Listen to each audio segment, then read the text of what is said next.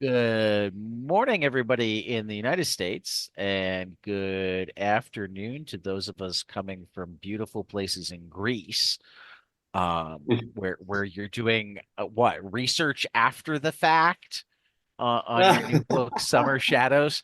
I mean, I thought that research trips, you can write them off if you do them beforehand. I mean, I guess you live in Britain. Maybe your tax code is different, but like if you were a US comic writer, John, you'd go on the trip and then write the comic and call the trip an expense. Well, thanks for just totally busting me, Tad. Yeah, no, you're totally right. Guilty as charged. But my only excuse that I can use, and I don't know whether anyone's going to buy it, but you know, Do I you did do need an some. excuse to go to a beautiful place and hang out?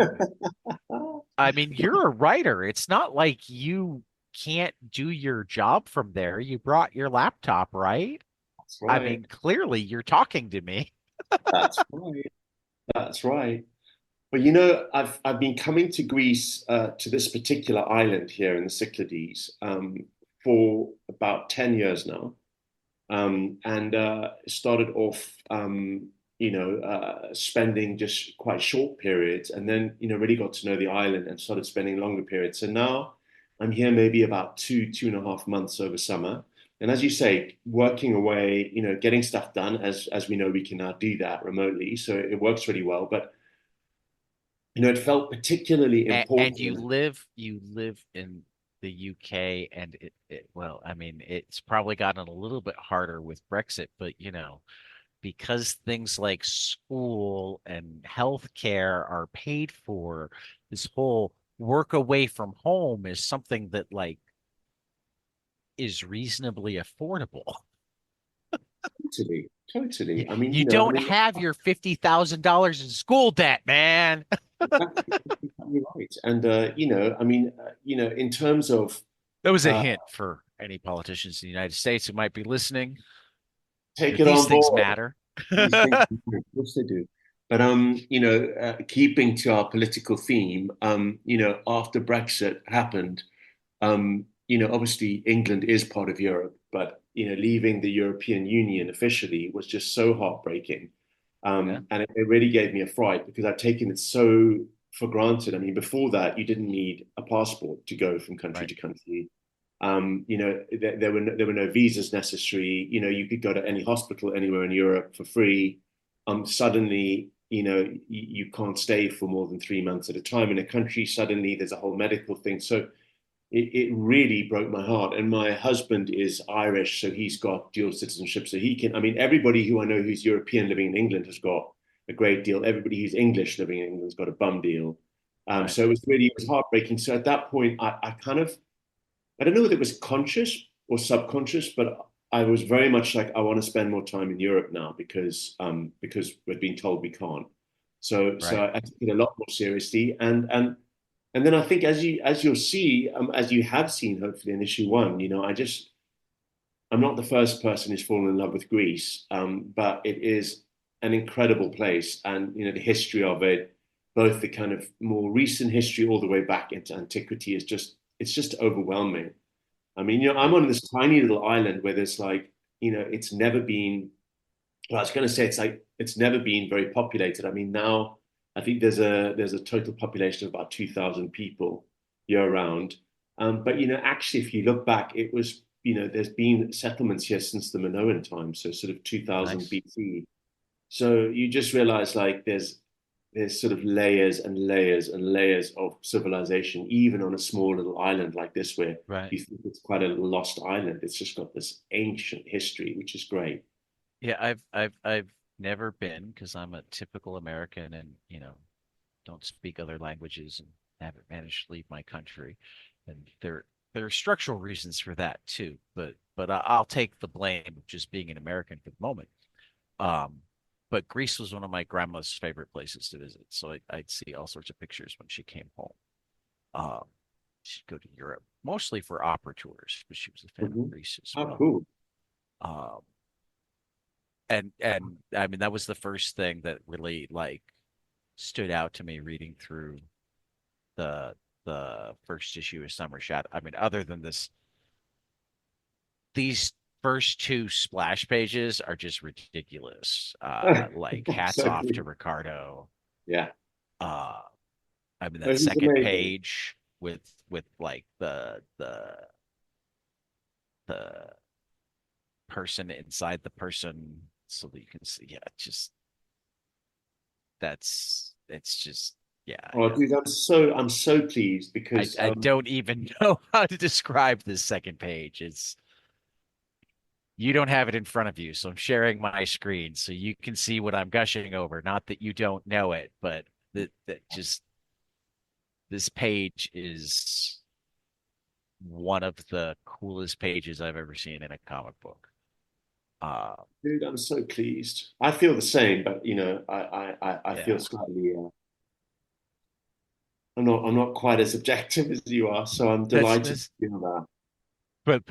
But then to have like the wake up and now you're in this brighter and it's clear that either Ricardo has also been to Greece or you gave him great photo reference No, I mean, because I didn't feel I could do that justice. I mean, we could have. He's based in Lisbon, so it's not like he doesn't understand, like, you right. know, what Greece looks like or whatever. But this was too personal. This was way too personal. So I basically said to him, "Would you get on an airplane and come and meet me on the island for a week before the season?" So it was in March, before there's anybody here. It's completely abandoned. Okay.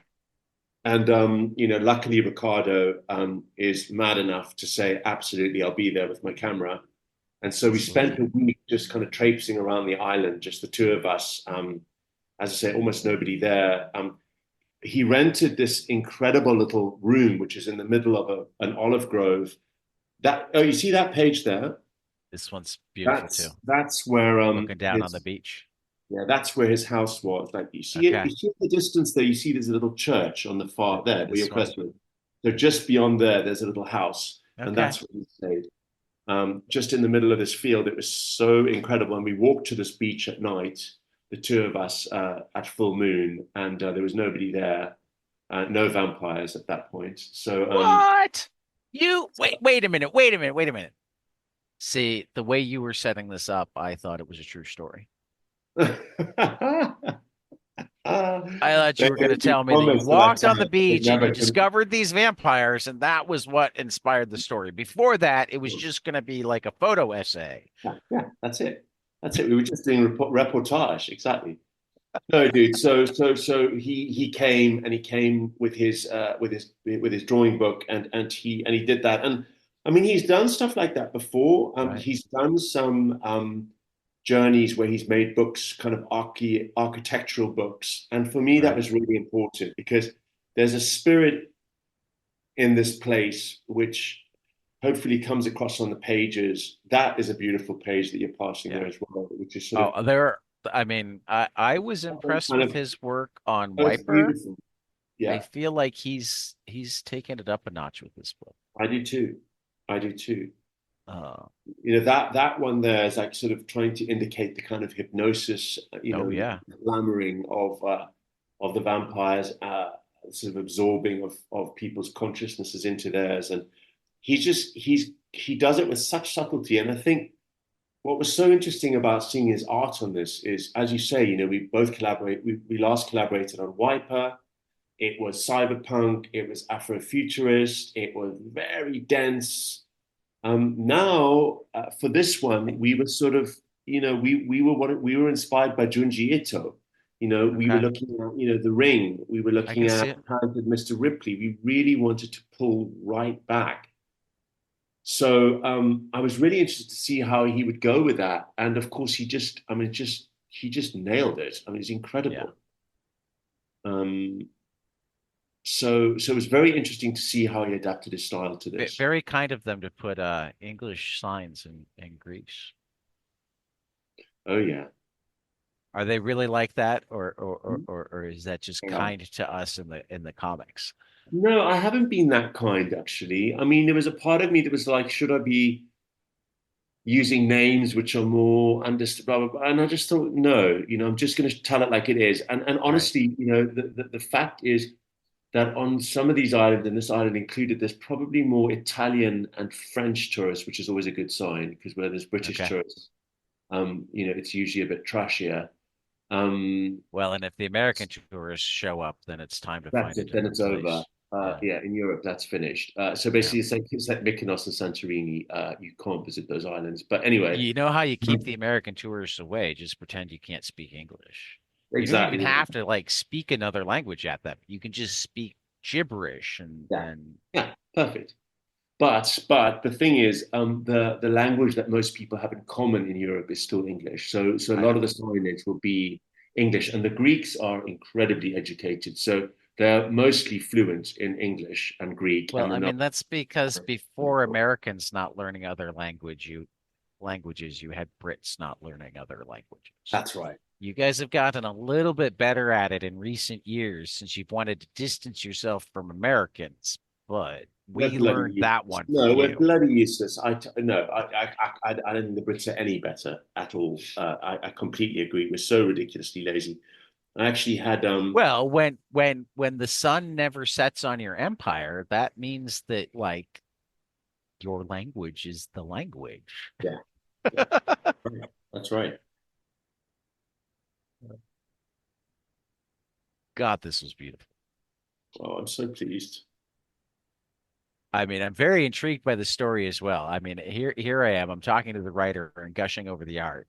No, no, no, Um, no. I completely agree, man. I'm exactly the same. It's the first thing that hits the eye for a start, right, and I celebrate that, and he's blown me away. I mean, I've worked with him before, and I know what he's capable of, but right. this did blow me away. I think it's really gonna, blow But people's but minds. but this is kind of a slow burn first issue too, you Yeah. know. I mean, I know it's about vampires because like it says in the preview copy that it's about vampires, but it's not like 100% clear what's coming next. You know, this is the like, let's meet the primary characters. Let's establish that there was something creepy that happened a couple of weeks ago. And let's be really, really pretty and make people want to read issue two. Well, Tad, we came up with a we came up with a term for this, which is a supernatural psychological thriller. Okay. And I think that's quite accurate. I mean, we get there with the supernatural stuff, Mhm. but we do have a slow burn. And then we were also lucky that Dark Horse gave us 30 pages each issue, so they're quite bumper Oh, nice. size. So Nice. that just allowed me to get into there's that bit, for instance, where Alakos is talking about his brother and his background and all of that kind of thing. And with that, That was a I'm able really to nice do touch, kind well. of showing Thanks, why dude. he's the different cop, why this kid matters to him. That's right, and that's exactly right. And it's nice to have that, to be able to sort of build that psychology a bit. Because that's what this is. It becomes quite psychological. So you Right. want to understand people's motivations and exactly what's going on. I'm sorry, it's mesmerizing me. Good. Job is done. I've had so much to read that I didn't manage to read it until this morning. Hmm. Um, and I deliberately only read it the once because I'm like, I could keep reading this and keep reading this and keep reading this, and that would just make it so that the conversation was no longer natural because I'd be like, well, what about this? And what about that? Uh, but yeah, no, this is a killer first issue. Um, Thanks, man. And as I say, like what we tried to do was let it be hopefully captivating, but we let it be slow burn as well. I like that. I like that about I look at a film like The Ring. I mean, for me, in terms of horror, Shining is another great example. Like, for me, those are examples of stories that are told, and I think that you really get the payoff, and it's not like there's not. I mean, believe me, I can't wait to talk to you again as these issues keep going because it gets hardcore. Don't get We me can wrong. schedule as many as you want. You're Beautiful. the one that bailed on the 2080 book club. We'll get that one back one of these days. One of these days. But so we go there. We definitely go there. But like something like The Ring, I'm thinking about the Japanese version or the English version. Actually, I love the American. Which and this is where, I can do horror in comics. I absolutely cannot watch horror movies. So, you say The Ring and I go, yeah, Hmm, that's a movie, right? yeah, interesting. Interesting. Um, Well, I dude, I can't mean, they really do love. it in prose either. I broke it down. It really comes down to this.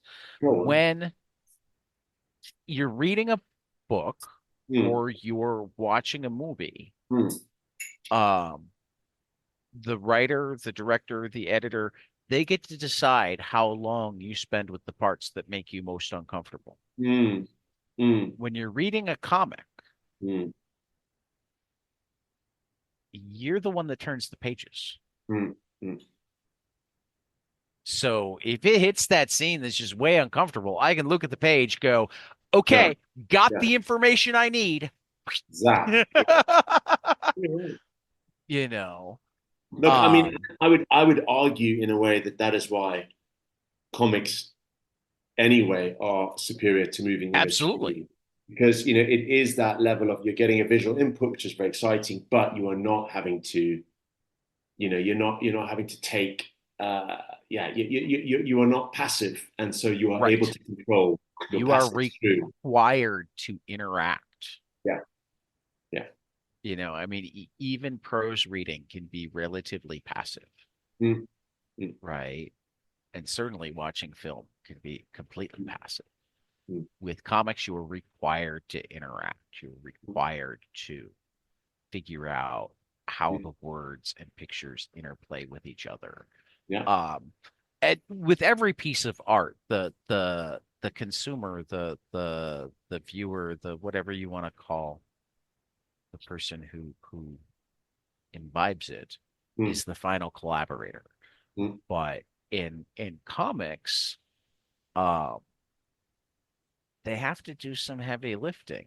mm. And I mean, from talking to various creators and whatnot, that doesn't make it easier on the creator. If anything, that makes it that much harder because you have to make certain that everything is there to be had.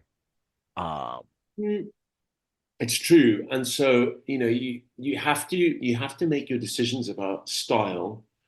And as I say, like going back to, I don't know whether you've seen any of these recent kind of Junji Ito. I love Junji Ito. Yeah, those beautiful Viz editions that they're doing. I Yep, mean, they've just done so many yep, incredible things. yep. I think there's one which is called Censor, which is like as I in think I've read that one. Sensor with, I think it's that one where there's this girl with sort of long hair that gets sort of possessed and grows and strangles people and stuff. Which was absolutely so beautifully designed, that volume. And then the series called Orochi as well. Oh no, I OROC. haven't done Censor yet. I've done Uzumaki Oh, is of where course, I started. absolute genius. Uh, But basically, what he does is he's coming from a tradition which goes back to Kazuo Umezu, who basically that post-war, maybe like 60s horror stuff in Japan has got this real Hideshi Hino as well, has got this real interest in silence, silent panels, quietude, um, taking your time, so basically what I did with this was really try to be in that tradition. So you'll see there are those chapter headings, that first image, which is not the cover, right. but that first image of the kind of sunset with that kind of those plants and stuff, which are in the form of a goat's head, but it's also kind of doubled on each side of the page. Right. Um, you know, that was With the from, Kazantzakis. I like yeah, Kazantzakis. yeah, with the Kazantzakis quote. So that was because in the Ito books, you know, obviously he's in a horror anthology, and each episode is in an anthology, and he has a chapter heading.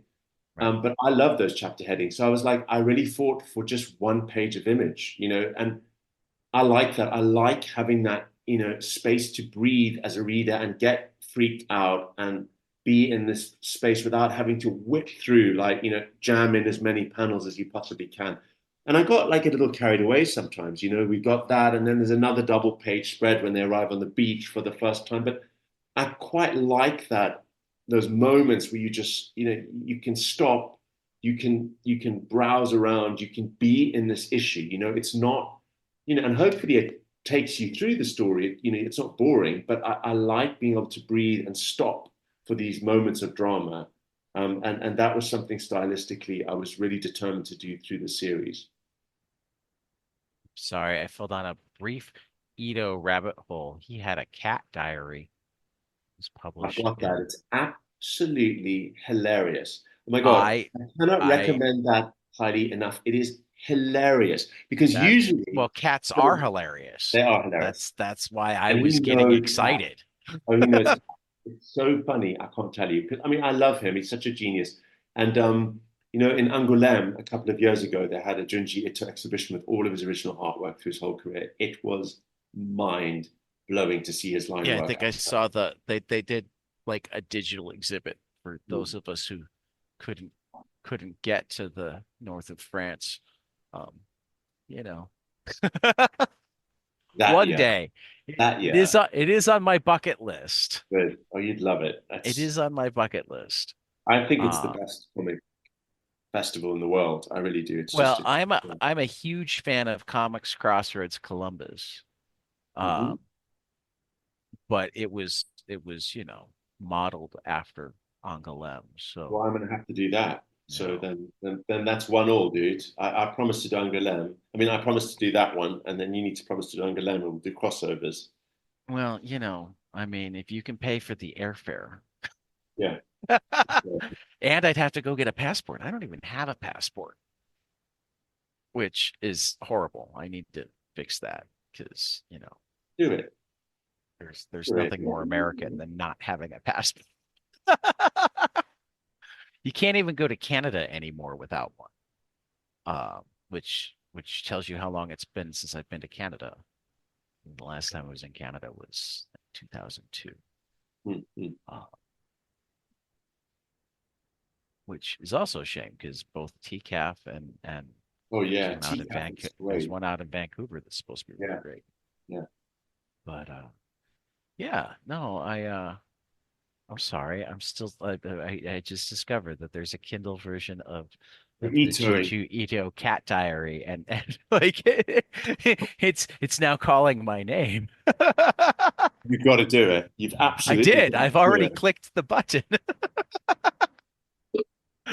So then, Um, so talk to me about I mean, talked a little bit already in that this is a place that you visit regularly. Um, but talk to me about the genesis of the story. I mean, what because I guess though, and I'm not a horror guy, so part of this might just be explaining why people who love horror. I mean, I appreciate a lot of the comics and even love some of them, but like I know my son, for instance, just loves the genre, period, right? And he's nowhere near alone in that. But for me, I'm sitting there going, you took this place that you love and used it as the setting of a disturbing horror story. I mean, wouldn't that ruin the place that you love because now you associate it with these horrible things? But you're smiling and you're still there. So I'm assuming that no, it doesn't ruin the place that you love. So talk to me about how you decided to take that's a great question. this I love place. you asking that. Well, Yeah. I mean, I find horror really sexy, and I'm really attracted to it. Like, I find it, you know, I find it attractive, but also horrific. So it's like, you know, and that's where vampires are such an interesting monster, right? Because they're seductive, but they also freak you out, and it's a bit scary. So I love horror as well. I adore the genre, and we'll go back into like maybe why I choose to make the place that I love my happy place, and it's in summer and it's the beach and it's all perfect into a horror. Um, that's quite hilarious. I hadn't thought about it in those terms, but the way this story began in particular was that beach that you were looking at. That double page spread issue one's a Right. real beach here, and you can't. You have to walk probably about half an hour over quite rocky terrain to get to it and sort of clamber through the wilderness. And then you get there and there's a little beach bar and there's a few people there and it's very nice. Or there's nobody there. And so, I went there one day. There might have been a few people there and lay down and just absolutely perfectly incredible. And then round the corner came this giant black yacht with like a helipad on it and motorboat and just sat there. And it sat there for 3 days. Like, I'd go off and Russians. do whatever exactly and Russians. come back and there it would still be, and then next day there it would still be, and then off it went. And that sort of got me to thinking, like what are those people doing? I mean, here So you're the on the tropic vampires island. are the billionaires. I like That's this. exactly right. Like, I mean, I couldn't help it. I was like, it's like a coffin. And it's like, okay, well, then that makes, billionaires vampires. And then that was I mean, it was as basic as that, really. So that was the image, and it just felt quite right, Yeah. And then I guess I one of my favorite films of all time is The Talented Mr. Ripley, by Anthony Minghella, who I knew. He lived down the road from me, and he was a very nice Which I guy. haven't seen, but I keep meaning to read the book. Oh, it's the book is beautiful. Yeah, The film is Highsmith is a writer that actually there was a great comic about Patricia Highsmith, I oh, really, think because last she year. also wrote comic books. Yes, I did know that. So she wrote a whole Um, bunch of comic books under various pen names, I think. right. Um, so yeah, no, so she's very interesting. So it was those things, that you could sort of, Fl and dude, it also Flung goes Out into in the Space is the name of the comic book. Flung Out in Space, inspired by the indecent adventures of Patricia Highsmith right, by Grace Ellis and Hannah Templar. It's a fantastic. Who published fantastic it? graphic novel from I think last year, no, 2022. Hmm, hmm. Uh, and I've been meaning to read Patricia Highsmith since then, and then I just haven't gotten there yet because I read a lot. Yeah, exactly. Not for lack of reading. Right. So she's amazing, and that links into this kind of sin in the sun. I mean, I mean, people read horror, people read crime, people read psychological horror because people are Crime I interested. love. Like Yeah. there's something interesting about that kind of slightly mordant narrative, and I think it works really well. It's like Dashiell Hammett, and it's like a lot of those kind of Los Angeles writers who were writing about murder in these beautiful Californian kind of Right. spaces. So I kind of got to thinking that, and you raised that, Tad, like when you read the issue, like it starts off, and you could be forgiven for feeling that you're just in a sort of murder mystery, or it's a guy who's gone Well, and missing. as you were bringing up the crime, I thought to myself that I could totally see setting like a hard-boiled crime story in my happy place. Yeah, So that yeah. like in many Well, ways then that's answers right. my question, That totally answers my question. Yeah, you that's know, exactly right, dude. you That's just right. because your jam is horror, Yeah, my jam is hard-boiled crime, that's right. you know. That's right. And that's one of the things I like about this. Even though I know that there are vampires coming, it has that hard-boiled Yeah, neo-noir yeah. feel. Oh, dude, I'm so pleased because it's Um, coming from that. Like, that's totally one of the major inspirations. In a way, you could almost say that that's more narratively what it is, like particularly in the beginning, right. than pure horror. But it kind of goes in Well, that and direction. that's the horror that I like the best, and I feel at least, and I don't have nearly enough experience of the pros and the movies, so I could be completely wrong on this because I'm inexperienced, but I feel at least like more comic book horror has that mystery aspect Mm, where it's not where it could be considered a crime story except that the criminals are vampires. mm, mm. Or, I mean, yes, Walking Dead is horror. It's a zombie story, except that it's not really about the zombies. Yeah, yeah, Um, and I mean, that's the thing with comics, period. I think all of the best comics require being really grounded in character, yeah. you know, uh,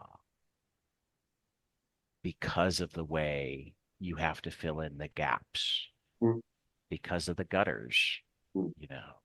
mm, I mm, mean, there's a reason Scott McCloud gave an entire chapter of understanding comics to the gutters. mm, mm, You know, mm. there's so much that you fill in terms of figuring out pacing, in terms of figuring out what people are thinking, um, based on these static images.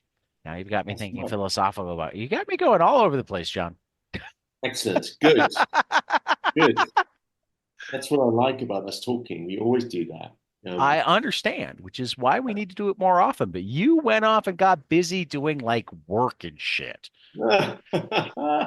Got to like pay to go to like Greece. If you were just happy living in a hovel like a good American comic book writer, then our chats would be the most interesting thing in your life. I'm sorry. You got me on a Sunday morning at the Perfect like timing. It's perfect time.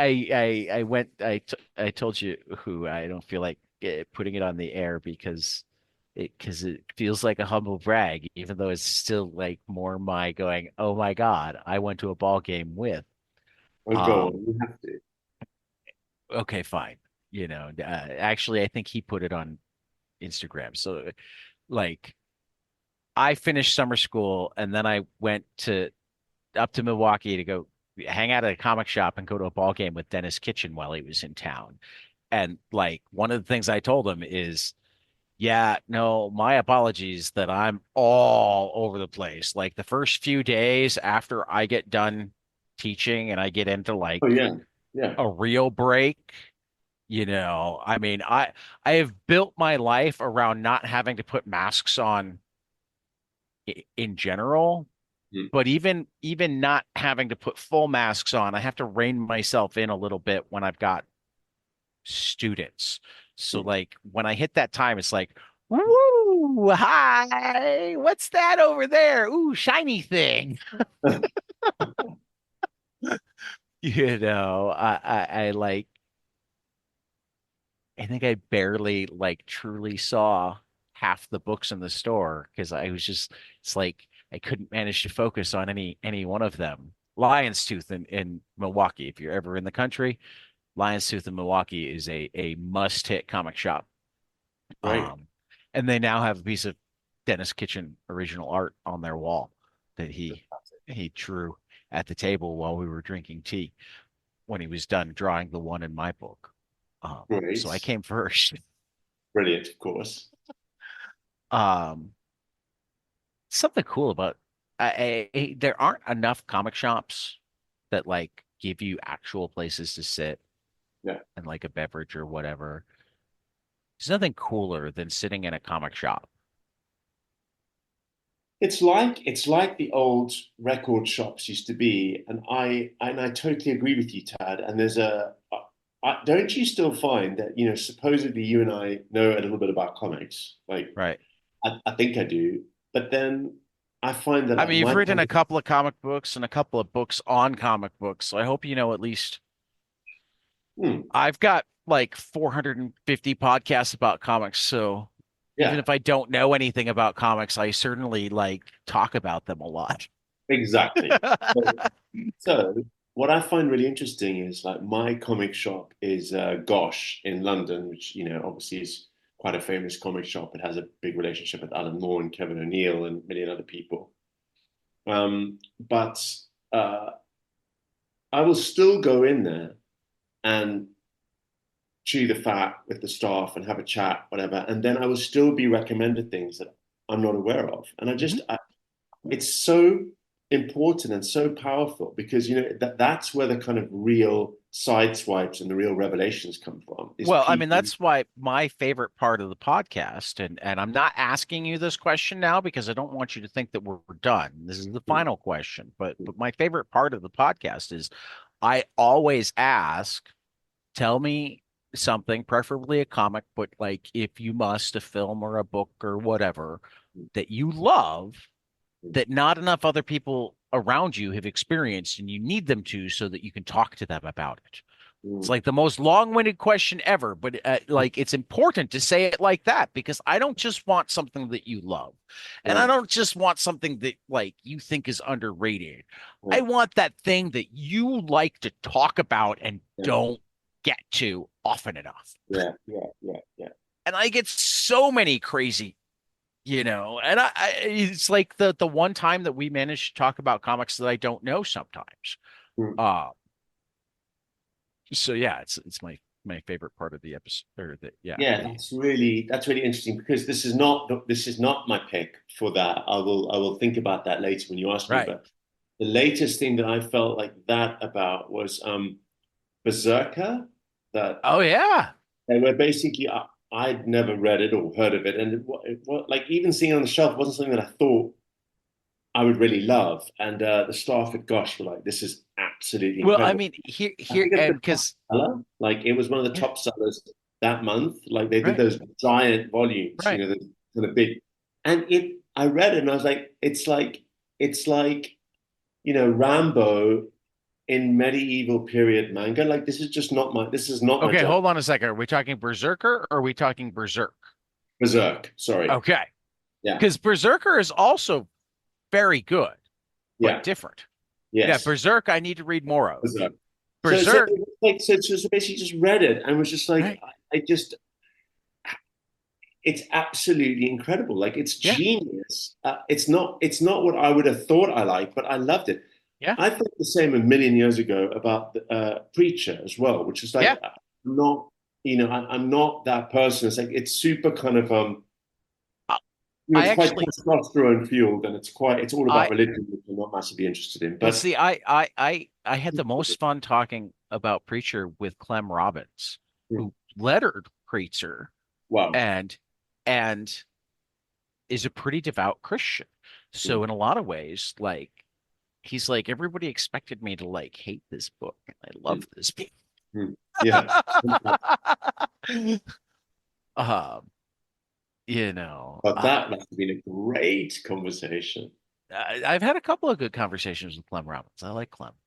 Yeah. He's a good guy. I'll have to have him back again. In fact, my mom recently said that she enjoyed listening to me talk to. She couldn't remember his name, so she described him as the old guy who seemed to really enjoy talking to me. And I'm like, well, that that can explain. That could be a couple of You're like, that people. could be anybody. Yeah, exactly. Everybody I've spoken to, damn it. But we Um, managed to nail it down. And I said, he did say he wanted to come back soon, so I'm gonna have to reach out again because Clem's a cool guy. Why is it that letterers are always so awesome? Have you noticed that yet? yes, yes, yes, Uh, they're amazing. I mean, my letter, the letter that I'm lucky enough to work for, is done a lot more than I have. Is Jim Campbell, and he's like a real kind of veteran, 2000 AD, and right. I've just done everything else as well. But he is just so cool too. Like he did Wiper, and he's done this with us, and I just love him. And he's so goth. I hope he doesn't mind me saying that. I'm so goth as well, so I can say that. But when I went to him with this project, and I was like, "Oh, Jim, I hope you can work with us again. It's Dark Horse, and like, it's vampires in a yacht on the beach. I hope you might like." And he just came back. He was like, "Dude, you totally know I'm going to do this with you. You had me at vampires. Like, just I don't really have an option." I was like, "He's amazing. They're incredible. Like, Yeah. it's an Yeah. incredible Well, story." and they have they get to do the thing that I'm most jealous of all comics creators. Uh, and half of them will point out that often colors are being done at the same time. And yes, colors are incredibly important. We've talked about color before. I think we We even talked about the black and white versus the color version of Halo Jones and how well it had been colored. I just bought the hardcover color Mm. edition last weekend. So pretty. Um, but the first person who gets to see the whole comic in nearly finished form, Mm. sometimes no colors, but you still have like the whole story before the colors. The colors generally add to mood more than story. Well, Is is the you were letterer, almost the first person to see it, like even before the writer. I mean, right? I mean, there is always an edit before, once the letters come back, there's always an edit. I mean, every Right, single writer, no matter how good they are, like you right, suddenly realize, oh, actually, wait, this jars or this doesn't work with it. I mean, so they are the first people who lay it on, and you're like, okay, that's the story, and right, then even as the writer, you're like, oh, that's the story. Okay, wait, right, I need to do this, I need to do that. So right. it's incredibly powerful. Yeah, It's incredibly powerful. And I hadn't realized, I mean, I was so naive, I did my first book, Salem Brownstone, with Candlewick in the US and then Walker Books in the UK, who are book publishers. And so they did a lettering out of a handwritten alphabet that the artist had done anyway, blah blah. It was okay. And then we did Tumult with Self-Made Hero, which was, I'm incredibly proud of that book. But again, that was lettered by design, not by a letterer, due to like budget reasons as well. God knows. I mean, that was just like, right. such a huge piece of work. And so we couldn't afford to engage a letterer. But so the first time I really worked with a professional letterer was on Wiper. And it just blew my mind what that meant. Like to actually have somebody properly telling the story with the lettering it just completely changes the game, Yeah, and then a pro like Jim, it was brilliant. I mean, I was getting myself to a complete kind of state about the lettering on this book right. because I just wanted to be a complete perfectionist about it, and I felt like I knew a little bit, and a little bit of knowledge is a dangerous thing, as we all know. Like, oh my God, am I doing it? I got myself into such a state. And then I basically called Jim one afternoon. I was like, Jim, I've got to talk to you. And I spoke to him and I just sat and it was so interesting because he's so experienced and he's worked with such amazing creators. And I just sat with him and was just like, what do italics actually mean? Like if I'm doing this and that, because, it's quite loose. Like, the rules are loose Hmm. for, when are you italicizing? When are you bolding? What are you doing with captions? Like, it's actually looser than you think, Well, but and I know less loose some than you think. letterers that they want to make that decision. It's like, don't tell me what word to bold.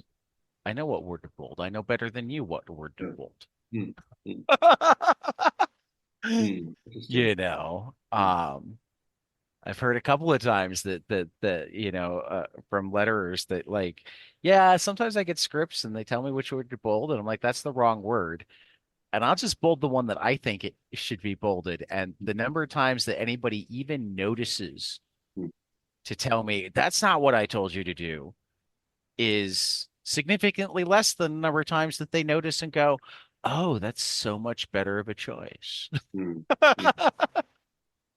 I Um, mean, in my experience, which is limited, I have to say that if anybody creatively pushes back because they have a better idea, it's the best thing in the world oh, because absolutely.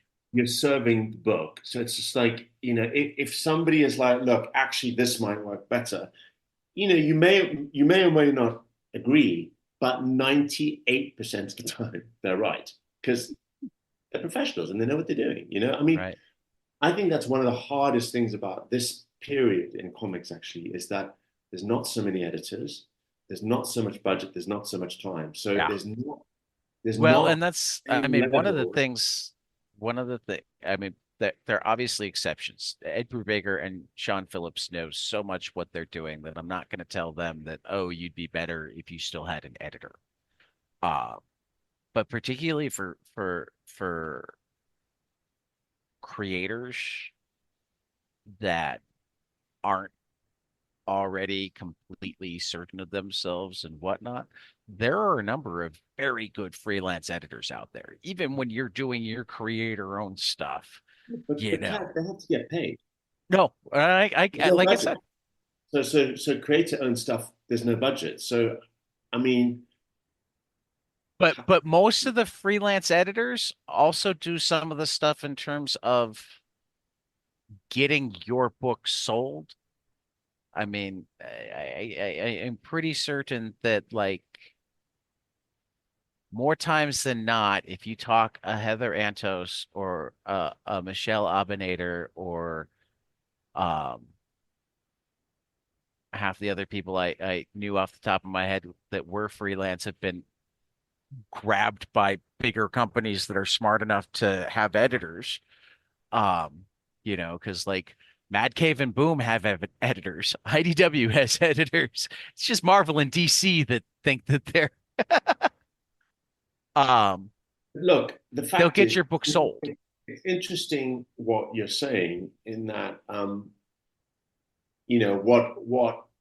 what I think very successful creators who have worked with the big two and are maybe doing creator-owned stuff, they're the first people to hire an editor Right, because they understand how important an editor is. right. Because as brilliant as you are, you could always do with a kick up the pants and like actually, don't you think you could maybe just do this a bit more? Because you get lost, when you're creating, you don't always know exactly where you are or what's super clear because you're so into your story, you're living it, you're inhabiting it. So yeah, I mean, I'm 100% on the same page as you. I think editors are unbelievably important. Yeah. It's just And it's also generally yeah, really cool people. yeah.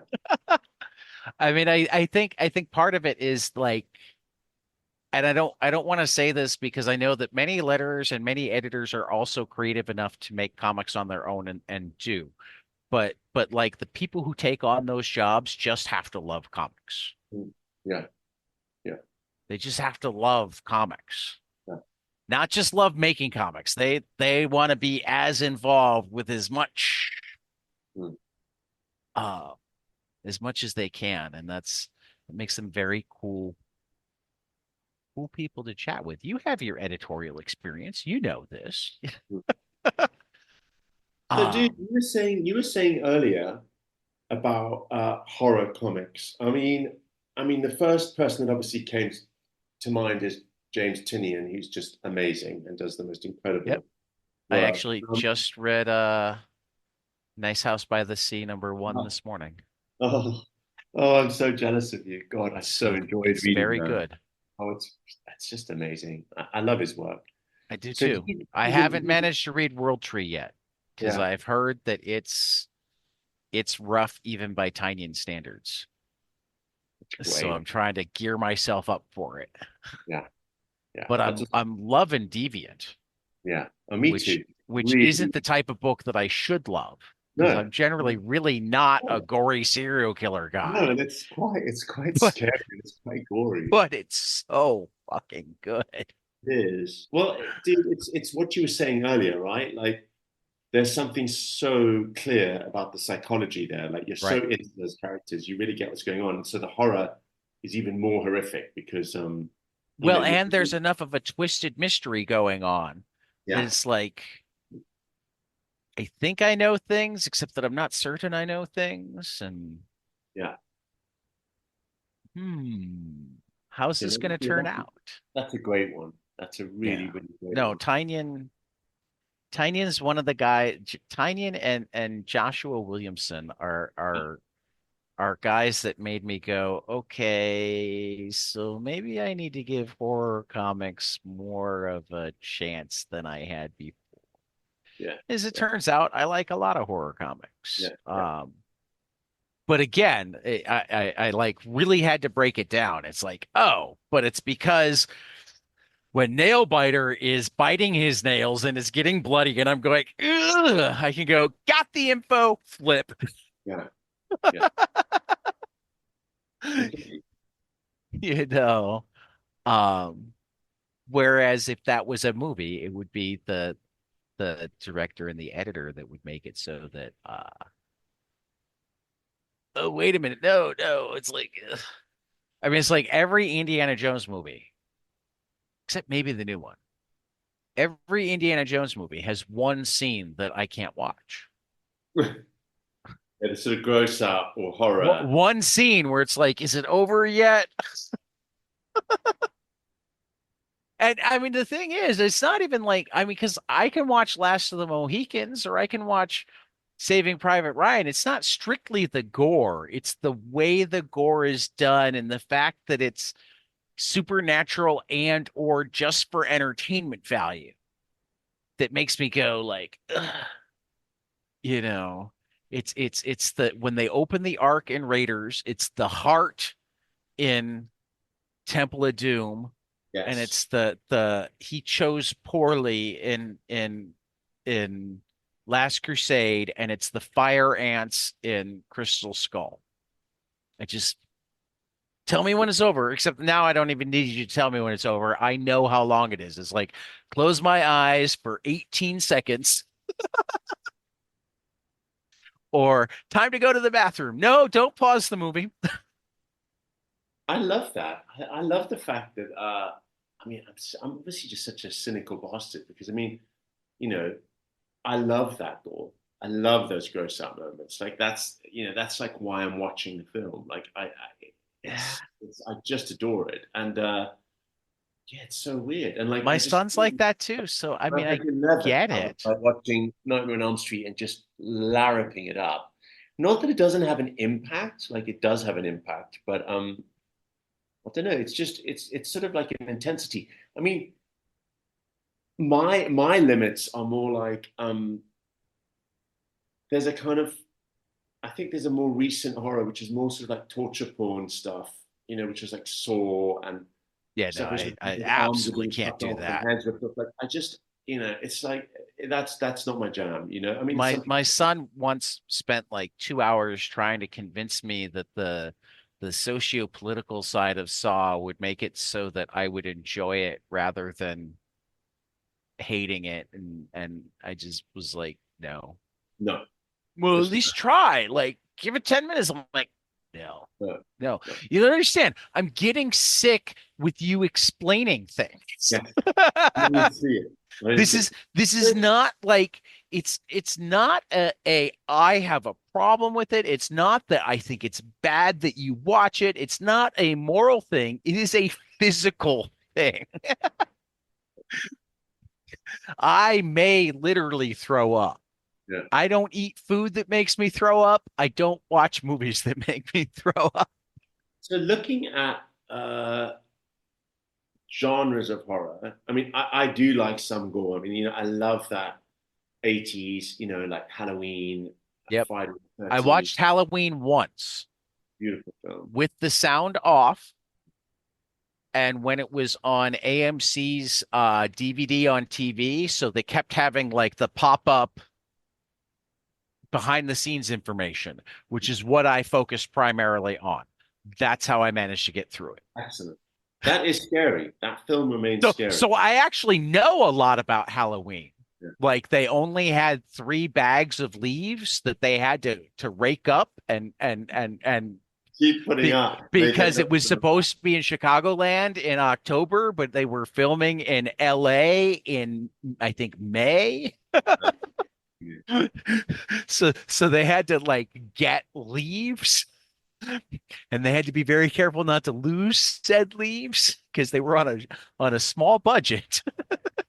But dude, so you're watching that film with the sound turned down. How poetic is that film? That is a It beautiful, is, but I poetic. think Like I mean I know enough about the music. I mean I wound up having to turn the sound off because it wasn't even like the dialogue that would push me over. It's like the music with what was going on. It's like, no, can't handle it already. But it was one of my friend's favorite movies. And it was a few my years favorite after movie. he'd passed away, and I saw it, and I'm like, I'm gonna make myself watch it Yeah. in some manner. Mm. But but yeah, Interesting. no, I mean it was Interesting watching with the beautifully sound off shot. because you're right. I get why people love it, Yeah, it's beautiful. just It's not for me. no, no, no. Yeah, no. And I've reached a point in my life where I realized that that's allowed. mm, Just like I'm allowed to love things that other people don't like, and I can love them anyway. mm, mm. And my wife doesn't understand why I like rom-coms. I love a rom-com. I love rom-coms. There haven't been enough good rom-coms, though they seem to be coming back Go on. finally. Because like really the Marvel era has gotten rid of so many genres of movies. So go on. Give me a classic rom-com. I'm a sucker for Love Actually, Oh, it's a great one. and really anything Richard Curtis, Mm, period. mm. Um, What about When Harry Met Sally? I do like When Harry Met Sally. I'm She's not so as cute. huge of a fan of it. I tended towards like I love John Hughes. Mm, Uh, I have a guilty pleasure sweet. for the American Pie movies. Yeah. Because I It's was so just the fun. right age for those. Um, almost I anything haven't watched John those in Cusack. ages, actually. I actually watched, I think, American Pie 2 randomly. I guess maybe a year ago, because I think it was while I was home with my concussion. I went, no, I don't feel like watching the first one, but the second one, the band camp one, I'm going to watch that one. Uh, Interesting when you're not feeling great, what you reach for. I think yeah. that's Well, and also I let my wife control the TV because everything she loves, I love. mm. And many things that I love, she either really doesn't like or some of them will like actually upset her. Like she's very empathic. So like I love Nick Hornby and I love most of the movie adaptations of Mm. his books. Um Actually I need to watch Juliet Naked again. Mm. That was a really good adaptation that I haven't watched enough times yet. High Fidelity and About a Boy I practically have memorized. Mm. Mm. Um but so we watched The Long Way Down one day. And I loved it. I thought it was a fantastic adaptation. Um, and then I suddenly realized that even like as things were going well near the end, she's crying next to me. And I'm like, what's wrong? And she's like, they all want to die. And I'm like, well, not anymore. They haven't wanted to die for like half an hour now. Yeah, exactly. But she was so struck by it at the beginning that she'd like fallen into this. It's like, okay, Kelly gets to pick the TV now. Because I hadn't even noticed how upset she was because I was enjoying the movie. And I felt like a horrible husband for not noticing how upset she was. Bless her. Um, but it's like, she doesn't like it when people are mean to each other. She doesn't like it when people are sad, unless they're What cartoons. about She what can handle about it in cartoons, and she likes so what true about crime. True so what crime is about when, good. what about when people get their blood sucked out of their bodies and have to live forever? I mean, she seems to like that in comic book form. I mean, this one might work for her. I So, mean, so, so she's tell me more into that. serial killers. Oh, that's I mean, hilarious. she's really looking forward to one of the first books that she read, like as it came out, was Oh, the that's the the that's Kyle Starks oh, what was it? The one where all the serial killers live in the same like gated community. what's that? I want to know what that is. I'm trying to remember right now because its sequel is coming. Um, so let me look up Kyle here. Where Monsters Lie. Okay. Yeah, yeah. A So lovely little cat friend. hey, it's even Dark Horse. So you can call your publisher and say, "Hey, can you hook me up with a copy?" You're right. I mean, I don't know if they do that as well as some other publishers do, because I don't know a lot of. I mean, I know a lot about Dark Horse from like the fan side, but they're one of the publishers that I know less about the interior side. But yeah, no, the They're original fantastic. Honestly, they're very, very generous, very easy good. people. So yes, for sure. Did The write up for Where Monsters Lie was, haven't you always wondered what slasher monsters, the masked home invasion family, the mindless unkillable monster, the serial killer trapped in a doll, what they do for those couple of years in between their murder sprees?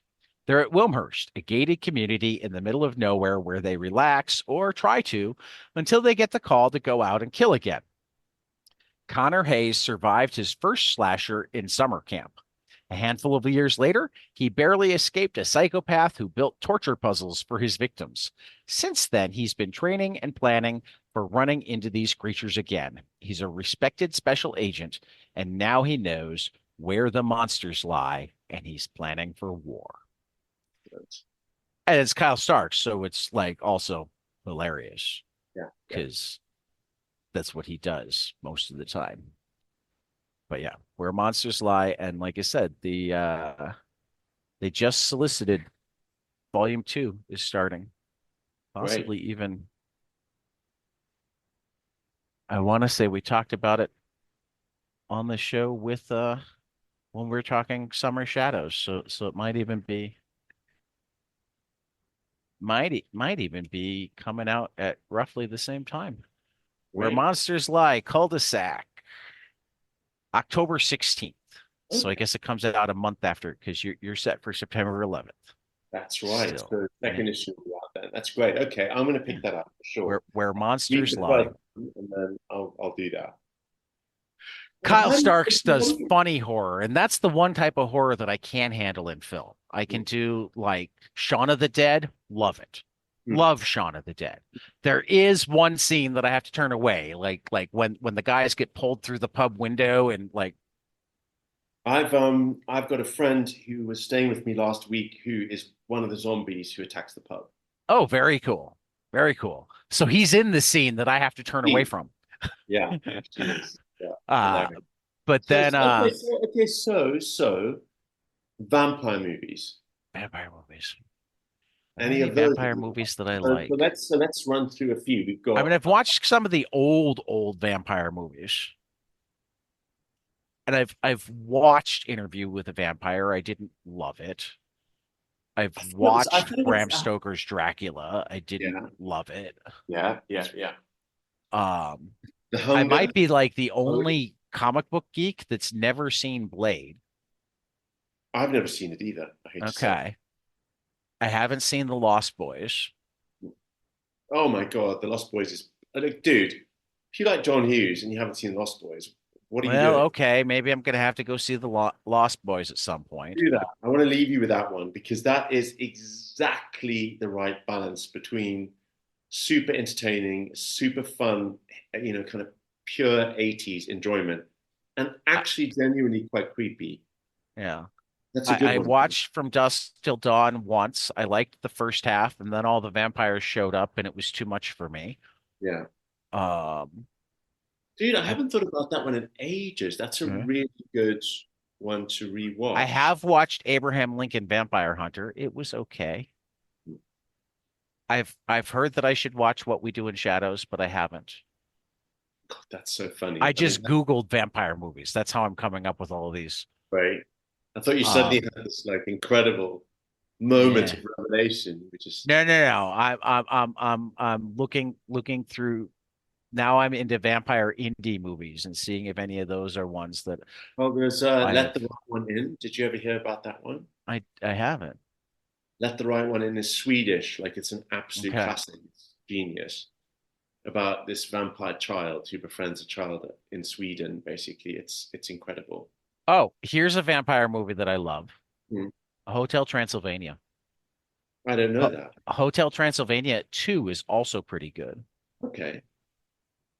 I mean, you gotta like animated comedies, Of which my course. wife does. So So that's when is that from? here is Hotel Transylvania. Okay, got you. It's a who put it out?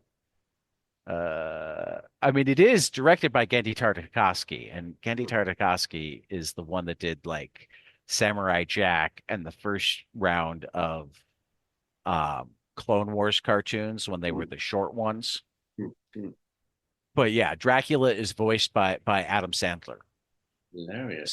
so so that gives you the I mean, it's very much a kid's movie. And starring Selena Gomez. Yeah. So Selena Gomez plays his daughter. Jonathan is played by Andy Samberg. That's her boyfriend that hasn't figured out yet that like she's taking him home to meet the parents. Yeah, that sort of thing. So yeah, no, that's a fun movie. That's my kind of vampire movie. Is the one where, it's cartoons and the vampires running around looking upset because his daughter might like a non-monster. Yeah, so quite sort of post Burton stuff. Yeah, it's definitely got a Tim Burton. It's like Tim Burton meets Shrek. How about Yeah, that? yeah, that's exactly what it looks like. Yeah, Tim Burton meets Shrek. I love the werewolf family, actually, that we just saw briefly. I forget who plays the. Yeah, John Lovitz plays Quasimodo. Mhm. You got Steve Buscemi voicing a character. Yeah, so amazing cast. Yeah, yeah. Did you watch The Hunger with Bowie and Catherine Deneuve? I have not, and I mean, Bowie makes me like maybe the next time my son wants to watch a movie, I'll surprise him and say, "Hey, let's watch this." And he'll go, "You're suggesting a vampire movie?" And I'll go, "Well, it's got David Bowie in it." Yeah. What could possibly go wrong? Katsu Labyrinth. Yeah. I mean, other than me hiding my head under a pillow and completely embarrassing myself in front of my son, no, nothing at all. Nothing. It's got a really, you know, it's Tony Scott, so it's got this really exaggerated 80s visual style, which is just Okay. beautiful. Like it starts off as a Bauhaus. It starts with a sort of music video for Bela Lugosi's Dead, and it goes on forever. It's such fun. It's kind of a lot camper than it is scary, I have to say. I don't think you're Well, going to be and hiding. and that I think that you're hiding your head generally in is shame. helpful. That is Yeah, generally maybe. helpful. But Yeah, people have said that to me about Friday the 13th too. yeah. And I And can't then I can't do Friday the 13th. no, Nope. Nope. no. No Nightmare on Elm Street either, even though I grew up in the town that includes that Elm Street. That Elm Street, Seriously, that's incredible. Wheaton, Illinois, Fantastic. is where Wes Craven lived when he came up with Nightmare on Elm Street. Seriously, that's so Yeah. cool. So is No. that an actual? So it's not where they shot, but it's where he based the concept of Elm Street. It was where Yeah, they it was shot. it was the name it was Yeah, it's what he based it on. yeah, it was the Elm Street that it's also the Elm Street that the Belushi boys grew up on. Yeah. Yeah. There was Yeah. some strange voodoo going on Elm Street. Yep, yep, yep. Did you read Little Monsters? No, but Jeff Lemire's vampire really, book? that looks really interesting though. Yeah. That I enjoyed. I love Jeff Lemire. Jeff Lemire and Dustin Nguyen. Yeah, I love when they work together, yeah. and that was a fun book. I'm trying Yeah. to think. I mean, there was a very beautiful painted version of Interview with a Vampire, which is very difficult to get hold of and quite expensive now. Which was sort of during the kind of Yeah, height if I'm of going to make it to Angoulême, I can't be buying expensive, hard to get a hold yeah, of vampire exactly. comics. Exactly. That's right. But it was interesting because there was this moment where Anne Rice was commissioning some really amazing artists to do these comics, and Actually, Clive Barker as well. It was a sort of if I recall correctly, um, because my uncle Andy was a lawyer and he gave me a box of comics from a publisher that didn't go far, that some friend of his had invested in, and it was like the 90s boom, right? Um, so everybody's like, "Oh, comics are the collector's item. Got a Innovation Yeah, Comics." And they were adapting Interview with the Vampire. So I think I have issue one. stop it. It's And actually quite and expensive now. and well, no, it's $9 on. Oh, well, then is it? Then it's the collected volume that's quite expensive because I was looking That's at possible. Well, but other. I also don't know if they did it again and differently, because like this is did they I mean they did a whole 12 issues, so maybe they managed to finish it. Oh yeah, yeah, Um they did, and it was. Let I me mean look. this was the one that was Cynthia Wood and Joseph Phillips, but the at least the first one had a cover by John Bolton. Mm, mm, let's think about which. Yeah, I think I might even have it here. Yeah, On the there's the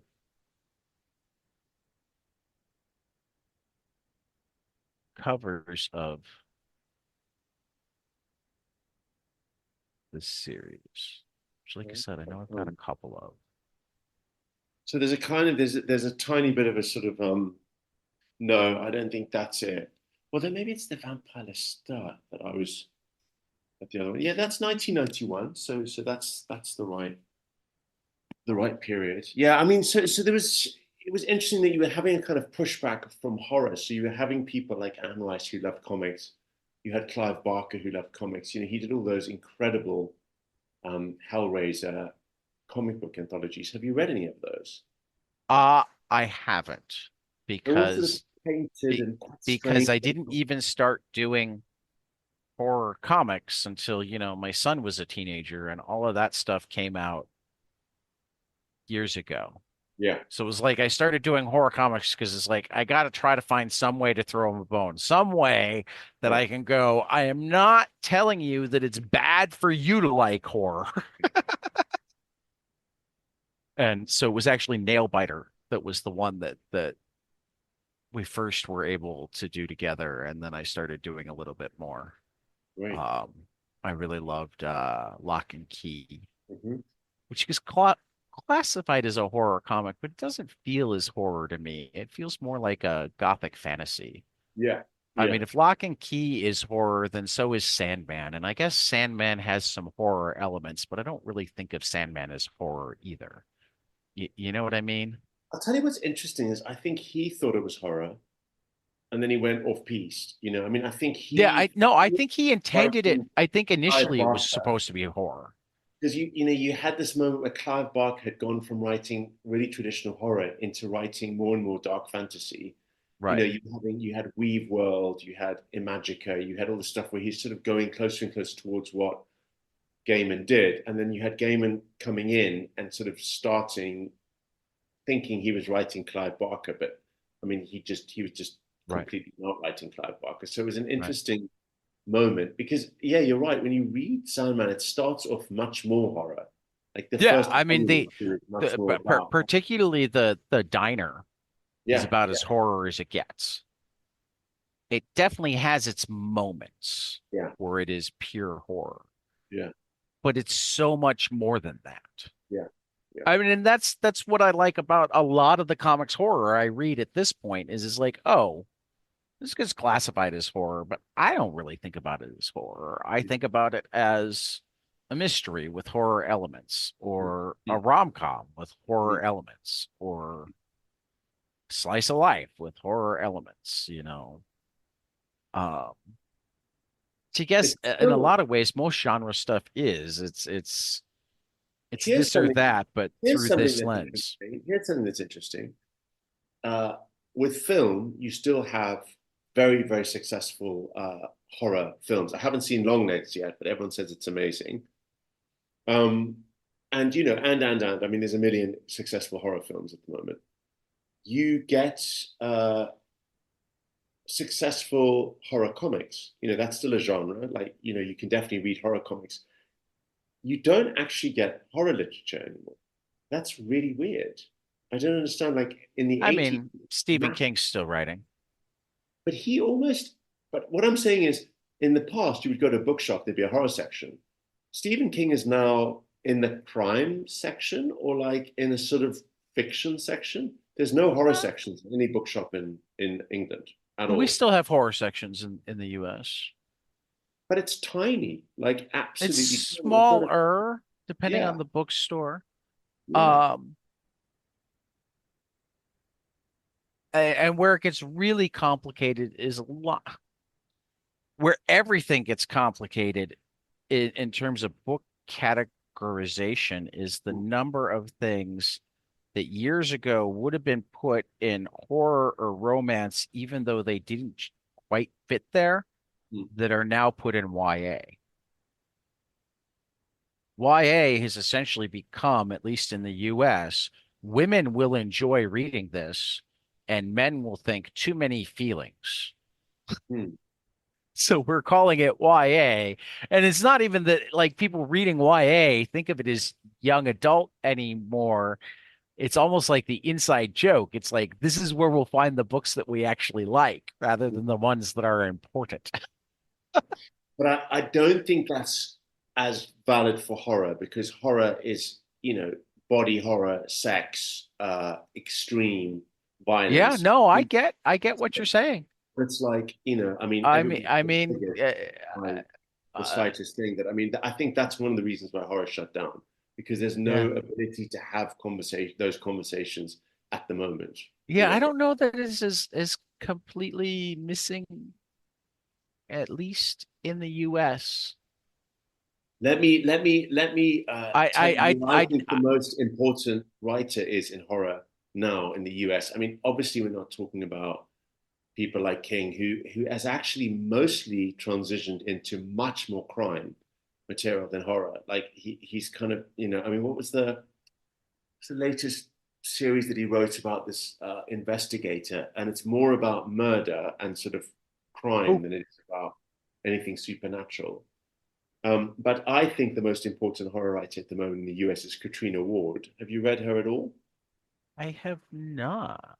She's incredible. So there is still horror, and maybe you're right. Maybe what's happened is that horror has gone into other spaces. But you don't. I mean, even if you Google like most important horror writers, it's not a thing anymore. Like it's not like fantasy or science fiction. They're like headline acts. Horror is no Right. longer a headline act in literature. It is in film as much as it's ever been, if not more so, and it is in comics. So I'm just interested that it's dropped out of literature in a strange way. But maybe it's been absorbed into other genres. Well, let's look at horror novels 2024 and see what comes up just for kicks. Esquire had a best horror books of 2024 so far. They do great roundups, I have to say. So Lindy Ryan's Bless Your Heart. The Black Girl survives in this one is an anthology. Uh, Incidents Around the House, Josh Mallerman. Diavola, Jennifer Thorne. That looks quite cool. The Skin Was Once Mine, Eric LaRocca. Oh, Christopher Golden, he does comics too. Jenny Kiefer. Interesting that Esquire does this roundup. I actually got loads from the last one. They do an amazing roundup of literature. Yeah, no, I No, they're but they're it was just interesting to me that when I arrived in London first, there would be a horror book. There would be a horror section in every bookshop, and there are no longer horror right. sections at all. There's still science fiction. There's true crime. There's See, literature. In some ways, that has been absorbed into literature, and maybe that's a good thing.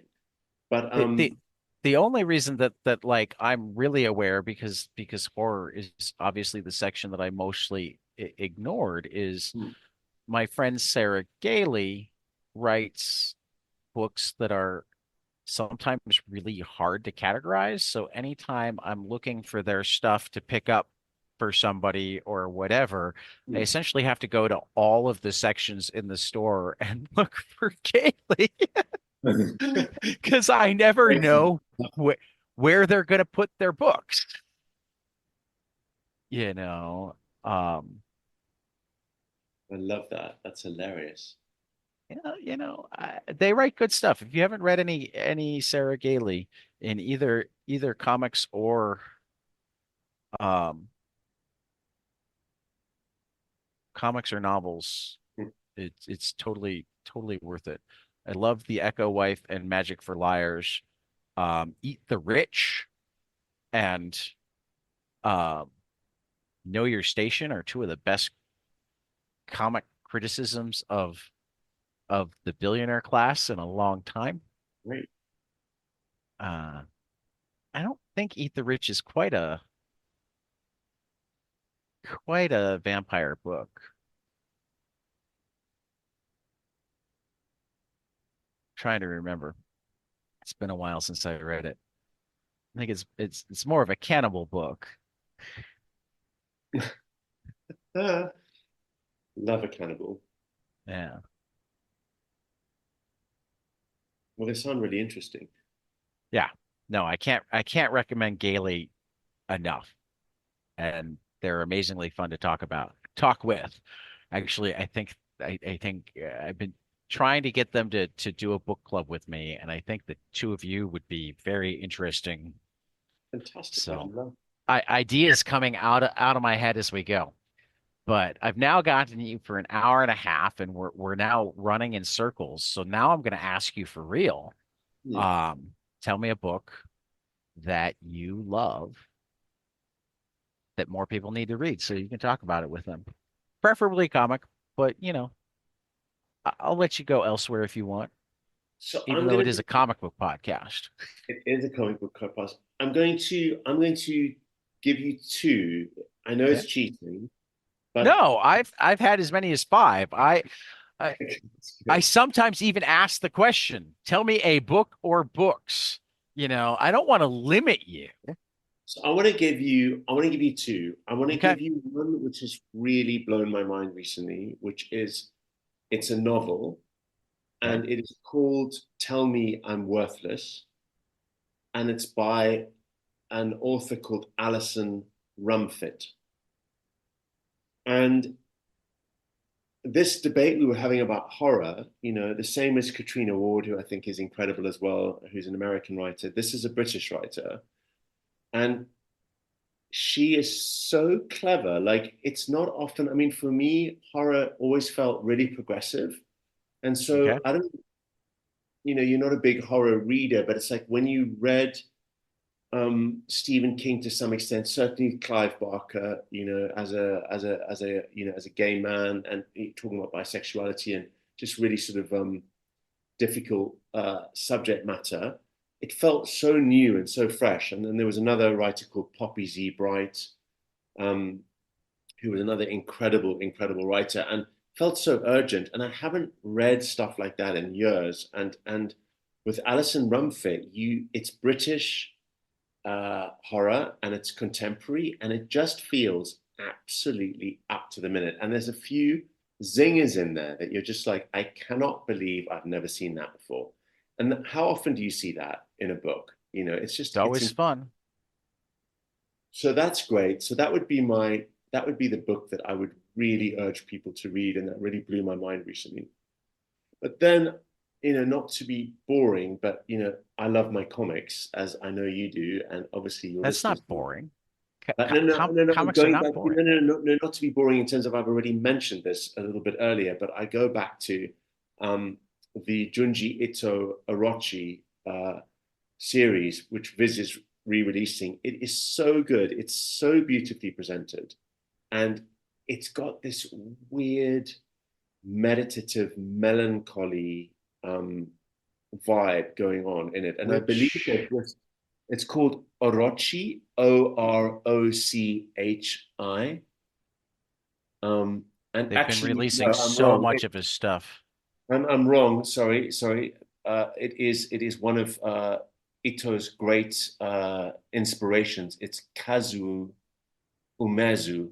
So you need to look up Umezo, and U that's yeah, UME. Umezo, and it's called Orochi, Orochi.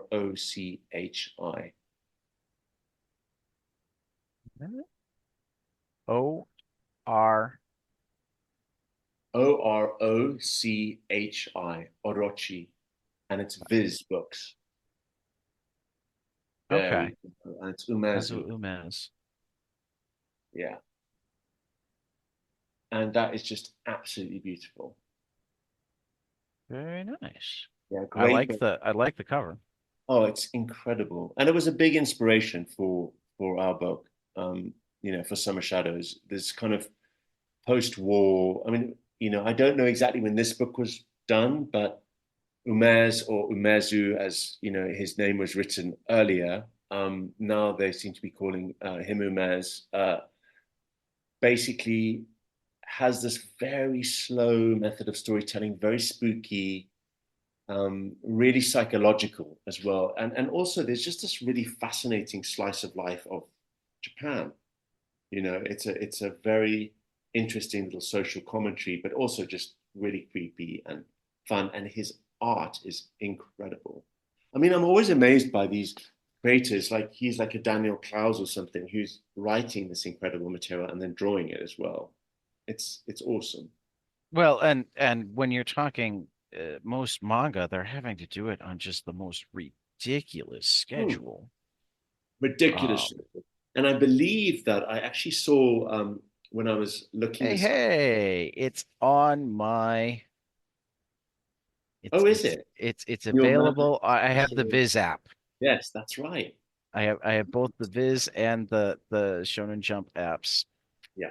and at least some of it is But look at available. that cover. I mean, it's so beautifully done. It's incredible. It's a Yeah, really, no, it yeah, and looks you will get it 100% on Kindle and on reading it, on a digital version for sure, on an iPad or whatever. But also in print, it is so beautiful. The way they've designed the books is Oh, don't incredible. get me wrong. I love my print and I try to go after print, but you can also see the Oh yeah, shelves behind me. yeah, yeah. Um Yeah, my but the my amount my of stuff you're reading. I my, mean, my wife is much happier when I try to save the print for the stuff that I love yeah. rather than the everything that I read. This is the moment where I also tell any publishers out there that want me to read stuff, they're more than welcome to send me PDFs because my wife also likes it when I don't spend all of my money on comics. I'm at the same place as you, man. Like I think you get to a point in your obsession Oh, where you have to be careful about what you're buying. I love reading comics. I love reading comics digitally. I think it's amazing that we can do that because we all live in spaces. I mean, I live in London for God's sake. Like right. I don't have a lot of space, so you have to be really careful what you buy as a print copy. But I But I have to mean, say with I that just love Uman to read. with Orochi, I buy every volume. I've got it. I could see, I mean, and there are a couple like, and I've got my wife hooked on Azadora too, so we get Azadora every volume as it Yeah, comes out. excellent. Um, so I could see it. It's possible, but But you but but test it out, test drive it, see how you're yeah. feeling, Well, and and then that's the other thing is it's beautiful. I mean, here's what I've really reached a point where I do is hmm, like I like to start digital because if I like it, I'm then gonna buy the nicest version I can find. yeah, yeah, I totally agree. If I love it, I want the hardcover Mm, more than I want the floppies. If I yeah, really love it, I want both. But you know what I mean? I totally. mean, it's like Love and Rockets, I want in every version that they exist in. Oh, and they do such beautiful versions as And I'm well. well on my way to having it in every version that it Yeah, yeah, exists. exactly. Actually, I this came up on the Love and Rockets book club last week. I came across at a used bookstore in Chicago one of the Titan Comics editions. So the UK version of Heartbreak Soup, Right. Yeah. Yeah. signed and numbered by Beto. Wow. So, that was like, yes, please. Oh my And it was God. only What is that? $8.10. So it was Oh, really, yes, delicious. please. Delicious. So Beautiful. John, it is always fantastic to have you. I'm going to take us out. Of course, you and I'll linger longer, so don't run away yet. But for John Harris Dunning, the book is Summer Shadows. First issue is on shelves September 11th, 2024. John Harris Dunning with Ricardo Cabral, Brad Simpson, and Jim Campbell from Dark Horse Books. It's beautiful. The story is uh haunting and intriguing all at once, and I haven't even gotten to the vampires yet. I mean, I think I've met them, but I don't know they're vampires. Um, John, keep up the great work. Thank you for joining us, and we will see everybody after the next page. Hey guys, this is Tyler from 22 Panels. I'm here to tell you all about our Patreon. If you enjoy this show, please consider donating to our Patreon to keep this show going. We have many different tiers, all different levels to help you decide what's right for you. Okay, so get on out there to patreon.com/22panelspodcast.